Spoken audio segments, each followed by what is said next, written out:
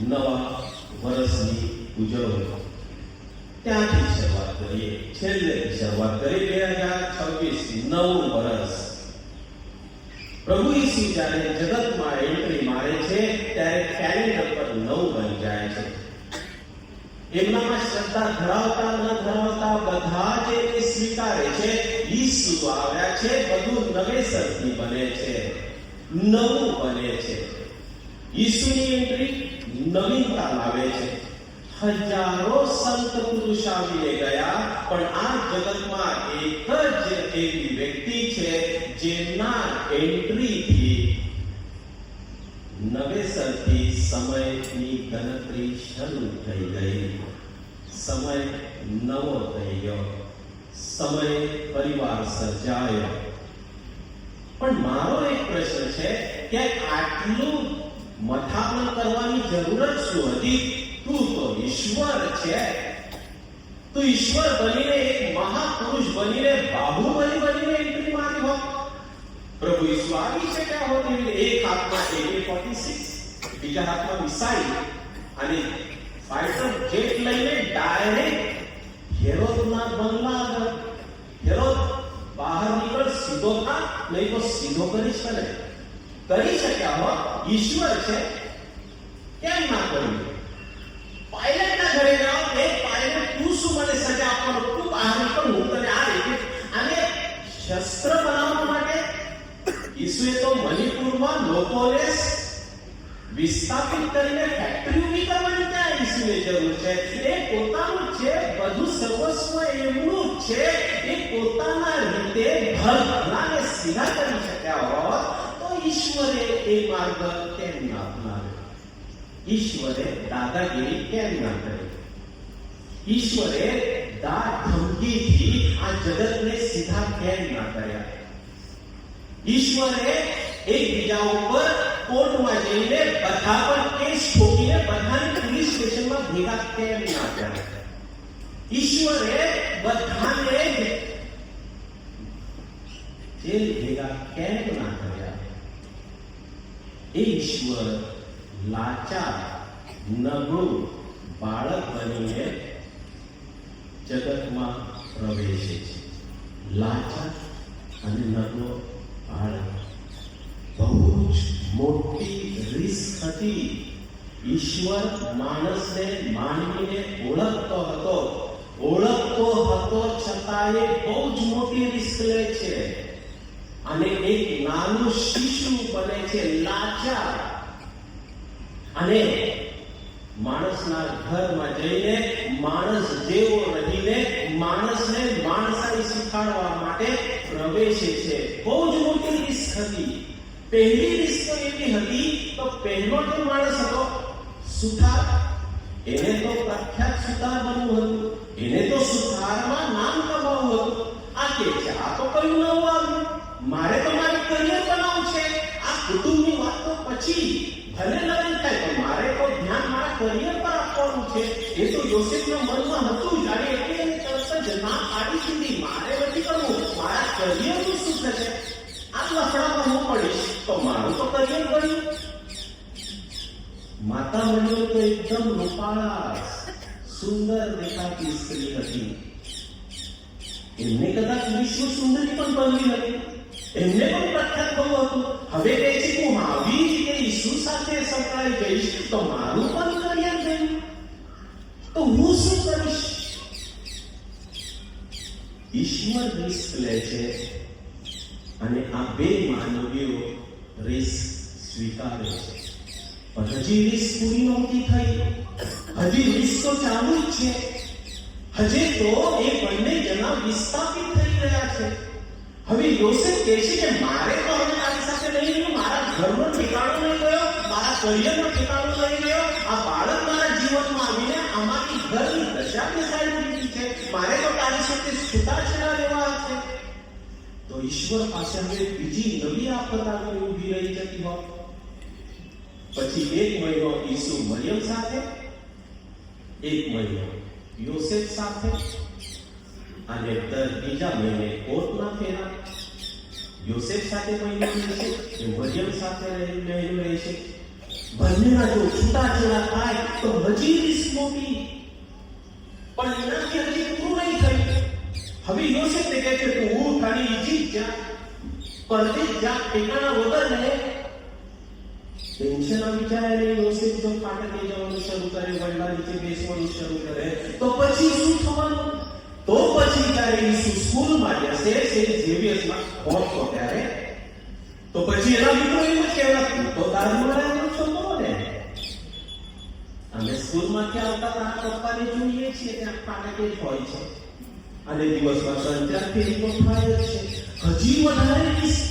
અને આજે જ્યારે પ્રભુ ઈસુ આપણી સામે છે અને ત્યારે જો એવું કહેવામાં આવે એ ઈસુ દારૂડિયાનો દીકરો, એ ઈસુ છૂટાછેડા લીધેલા મરિયમનો દીકરો.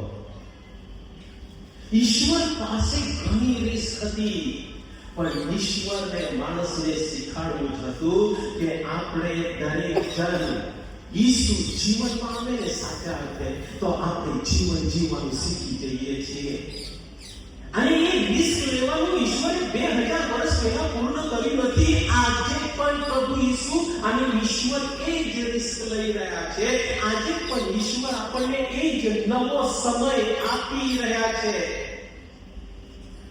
તમને શું લાગે છે, આપણે ગયું વર્ષ જેવી રીતે જીવ્યા છીએ, આપણે આ નવા વર્ષ માટે લાયક છીએ? એવું તો પુણ્યનું શું કામ કર્યું છે? આ કુવાનું રિપેર કર્યું એટલે મને બીજું વર્ષ મળ્યું? શાના માટે? એવું તો મેં શું કર્યું છે કે ઈશ્વર મને બધી 2026 અને આપણને ખબર જ છે ઘણા બધાએ 2025 વર્ષ શરૂ કરેલું અને આપણા ઘણા બધા સગા સ્નેહીઓ આજનો દિવસ જોવા માટે આપણી મધ્યે નથી. અને આજે આપણે અહીં 2026 મનાવવા માટે, ઉજવવા માટે ભેગા થયા છીએ. ઈશ્વરે ફરી એકવાર રિસ્ક લીધી છે, જોખમ ઉઠાવી છે. આજે ફરીવાર પ્રભુ ઈસુ કહે છે જીતું હજી એક વર્ષ આપું છું, એ જ ધર્મજનો આપું છું, એ જ માતા પિતા આપું છું, એ જ પત્ની તને આપું છું, એ જ પતિ તને આપું છું, એ જ બાળક તને આપું છું. એક લાચાર, એક નિરાધાર બનીશ સાચો પતિ. બાજુમાં જો બેઠો હોય પતિ તો એના સન્મુખ નજર માંડો અને એની સામે જુઓ, ગયા વર્ષે હું જેવી રીતે તારી સાથે રહી હતી એવી રીતે જો આ વર્ષે રહીશ તો મારા માટે આ નવું વર્ષ લાયક છે? હું આ નવા વર્ષ માટે લાયક છું ખરી? હું તારા માટે લાયક છું ખરી? આપણા બાળકો જો આપણા મમ્મી પપ્પાને પૂછે જેવી રીતે આપણે બાળકો સાથે સમય વિતાવ્યો, આપણા બાળકો કહે છે કે આ માતા પિતા આ વર્ષે પણ મને જોઈએ, આ વર્ષે મને જોઈએ.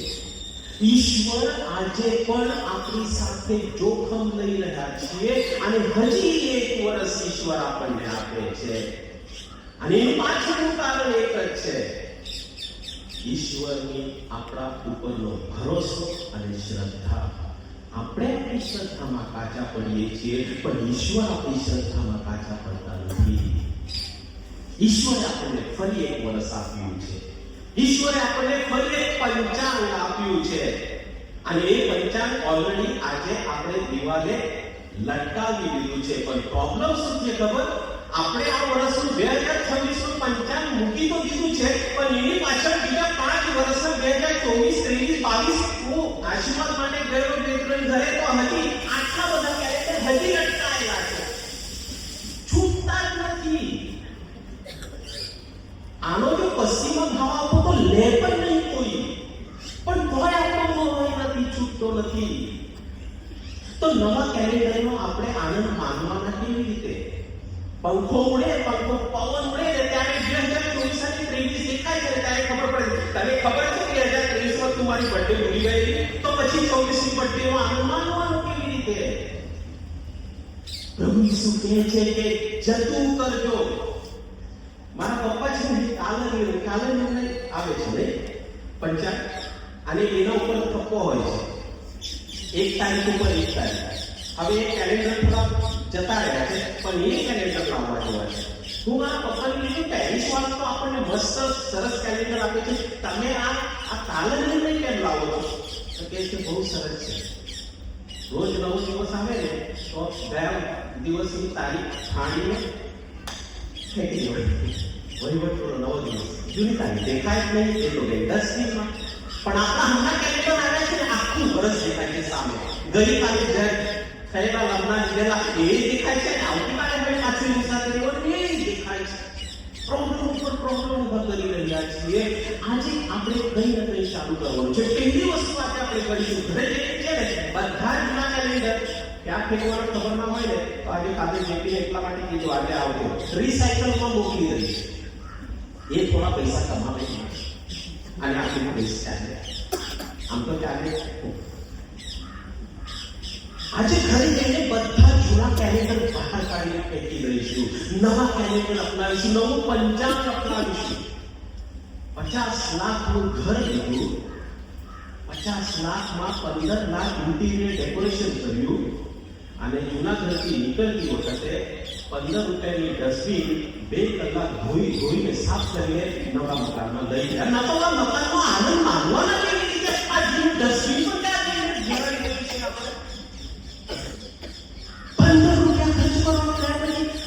આપણી માનસિકતા રહેલી છે. હું કહું નવા ઘરમાં હવે આશીર્વાદ માટે જવું ને ત્યારે જૂના મકાનમાં જેટલા જૂના વાસણો છે ને 50 લાખ કમાને છે ને ડીમાર્ટમાં જાઓ બીજા 5000 ખર્ચો, બધા નવા વાસણો મળી જાય. આ નવા વાસણો લઈને નવા ઘરે જાઓ, નવા ઘરનો સાચો આનંદ આપણે માણી શકીએ. અને થોડા વાસણ તાંબા પિત્તળ ન હોય તો મને યાદ કરજો, હું લેવા આવ્યા. મને જૂના વાસણો બહુ ગમે, પણ એ ડેકોરેશન માટે રાખવાના છે, વાપરવા માટે નહીં. 15 રૂપિયાની ડસ્ટબિન સાફ 2 કલાક સાફ કરીને નવા ઘરે લઈ જઈએ છીએ આપણે. તો આ નવો દિવસ, નવું વર્ષ ઈશ્વરે આપણને આપ્યું છે, એનો આનંદ માનવાના કેવી રીતે? નવો સૂટ પહેર્યો છે આજે, પણ પછી જૂના પર આવો સારો ફિટ થતો હતો, આ જરા ફિટ નહીં કર્યો, ખસે ખાય તું થોડો જાડો થઈ ગયો. શાંતિ રાખ. નવા વર્ષનો નવો આનંદ આપણે માનવાનો રહ્યો, નવા વ્યક્તિનો સાચો આનંદ માનવાનો રહ્યો. અને જે કંઈ આપણે નવું લઈએ છીએ એ જૂનું તો થાય છે. હવે બીજો પ્રશ્ન ઉભો થયો, કાલે નવું વર્ષ જૂનું થવાનું છે, હા થવાનું, પણ ગઈકાલે જે ગાડી લાવેલા એ વર્ષ સુધી ધોઈ નહીં હોય તો કેવી હાલત થાય? તો ગાડી ધોવાની શું જ સમજ આપણામાં છે? દર બીજા દિવસે ઘર સાફ સુથરું કરવાનું આપણા મગજમાં છે. એક દિવસ પહેરેલા કપડા બીજા દિવસે તરત જ ધોઈને ઇસ્ત્રી કરીને કબાટમાં મૂકવાને આપણને શું જ સમજ છે? તો આપણા સંબંધને પણ થોડું ધોવાનું રહ્યું, આપણા સંબંધને પણ થોડું સાફ સુથરું રાખવાનું રહ્યું, આપણા સંબંધને પણ ક્ષમા આપવાની રહી. અને પ્રાયશ્ચિત સંસ્કાર હોય ત્યારે જઈને રડીને કહેવાનું રહ્યું કે હે ઈશ્વર, આ પતિ તે મારા પાસે મને આ વર્ષ દરમિયાન આપ્યા છે. ખબર નહીં ક્યારે આપણે સાથે છે, ક્યારે વિખૂટા પડીશું. જેટલો સમય સાથે છે એ સાચો આનંદ માનવા મને શીખવાડજો. હે પિતા પરમેશ્વર, આજે હું છું, કાલે આ પાડોશી મારો જેના ઘરના આંગણે હું આ ગંદુ પાણી જતું કરું છું, મારો કચરો હું રસ્તા પર નાખું છું, એ કદાચ સ્વર્ગમાં મારી સાથે મારો પાડોશી બનશે ને તો આખી જિંદગી આ કચરો મારા ઘરમાં નાખશે અને ઈસુ પાસે ફરિયાદ કરવા પર આપણે નહીં જઈ શકીશું. ઈસુ કહે છે કે તો એ ધંધા કર્યા છે નીચે, હવે ભોગ. આ વર્ષ ફરી વાર આપણને આપવામાં આવ્યું છે અને મને આજે માફી માંગવા, કેમ કે ઈશ્વરે મને પણ સભા પુરોહિત તરીકે આ જ ધર્મ સભા, આ જ આનંદ આવો ફરી એકવાર મારા હાથમાં સોંપેલું છે. આ વર્ષ દરમિયાન કદાચ કોઈ દિલ દુભાવ્યું હોય તો માફી માંગુ છું, દિલથી માફી માંગુ છું કે આવતા વર્ષે જ્યારે ઓફિસમાં આવો ને હું થોડો ગુસ્સામાં દેખાવું ને તો કહેજો, આદત આવે જ કીધેલું ને સંબંધ સાચવવામાં આવે, તમે સાચવો ને યાદ દેવડાવજો. અને આપણે એકબીજાને યાદ દેવડાવતા રહીએ.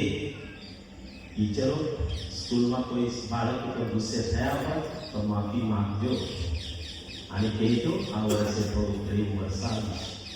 કર્મચારી સાથે સાચા અર્થથી એકબીજાને મદદરૂપ ના થયા હોય ને કામ પૂરતું જ પગાર પૂરતું જ કામ કર્યું હોય તો આજે કહીશું કે થોડું વધારે કામ કરવાથી કોઈ મળી જતું નથી, પણ ઈશ્વરના રાજ્યમાં નામ થશે અને ઈશ્વર ખુશ થશે કે આ મરિયમના હાથે મારું બાળક આપીને હું ધન્ય થઈ ગયો અને એ ઈશ જનતા બની ગઈ.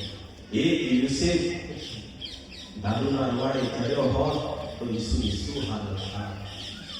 આપણે જ્યારે ખરાબ કાર્ય મનમાં વિચાર આવે ત્યારે આપણા કુટુંબને, આપણા સગા સ્નેહને યાદ કરીએ કેમ કે મારું જીવન આ બધા સાથે સંકળાયેલું છે.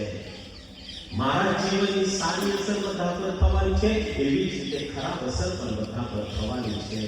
એટલે આજના દિવસે જ્યારે આપણે આવ્યા છીએ, નવું પંચાંગ આપણે મૂક્યું છે, નવા કપડાં પહેરીને આપણે આવ્યા છીએ અને પ્રભુને કહીએ કે પ્રભુ અમને ભરપૂર કૃપા અને આશીર્વાદ આપજો કે રોજિંદા જીવનમાં એ નવું વર્ષ અમે નવું રાખીએ, માફી આપતા શીખીએ, માફી માંગતા શીખીએ અને જીવન આનંદથી જીવતા શીખીએ અને જીવનનો સાચો આનંદ માનીએ. તો જ પ્રભુ ઈસુ ફરી એકવાર આપણને આવા નવા વર્ષ, નવા સંબંધો અને નવી કૃપાઓ આપતા રહેશે. અને માટે એક જ વસ્તુની આખરે જરૂર છે. ઈશ્વરની આપણા ઉપર શ્રદ્ધા છે, પણ એ જ શ્રદ્ધા આપણે એકબીજા ઉપર રાખવાની નહીં, પરમેશ્વરમાં આપણે શ્રદ્ધા રાખવાની છે. તે પરમ